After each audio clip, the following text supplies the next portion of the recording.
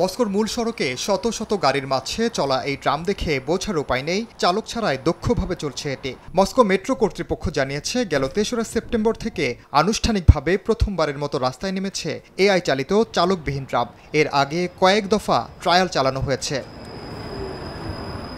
Light detection ও ranging বা leader প্রযুক্তির পাশাপাশি রাডার ও ক্যামেরা ব্যবহার করে চলছে এই ট্রাম, যেগুলো একসঙ্গে সমন্বয় করে ট্রাফিক অবস্থা বিশ্লেষণ, বস্তুর গতি ও অবস্থান শনাক্ত করে এবং সুরক্ষিতভাবে ট্রামের চলাচল নিয়ন্ত্রণ করে। এই ট্রামে রয়েছে লিডার, রাডার ও ক্যামেরা। লিডার ৩৬০ ডিগ্রি ভিউ দেয়। ২০০ মিটার দূর পর্যন্ত কোনো বস্তুর অবস্থান ২ সেন্টিমিটারের মধ্যে নির্ভুলভাবে শনাক্ত করতে পারে। রাডার বৈরী আবহাওয়ায়ও সহায়তা করে।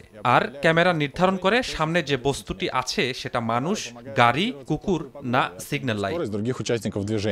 তবে এখনও চালকের আসনে একজন মানুষ থাকেন শুধুমাত্র নিরাপত্তার স্বার্থে। যাত্রীদের বেশিরভাগই জানালেন নতুন এই প্রযুক্তির পরিবহন ব্যবস্থা নিয়ে খুশি তারা।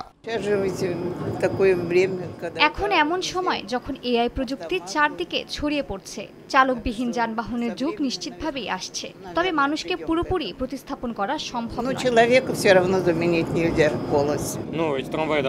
আমি ভয় পাইনি। এই ট্রাম অনেকদিন ধরে টেস্ট করা হয়েছে, তাই নিশ্চিন্তে উঠেছি। মস্কোর মেয়র সের্গেই সেভেয়ানিন জানিয়েছেন, ২০৩০ সালের মধ্যে শহরের রাস্তায় ৩০০টিরও বেশি চালকবিহীন ট্রাম চালুর পরিকল্পনা আছে তাদের। রাশিয়ার প্রযুক্তি খাতের পরবর্তী লক্ষ্য সম্পূর্ণ স্মার্ট ও টেকসই নগর পরিবহন ব্যবস্থা গড়ে তোলা। ওমর ইনান, সময় সংবাদ, রাশিয়া।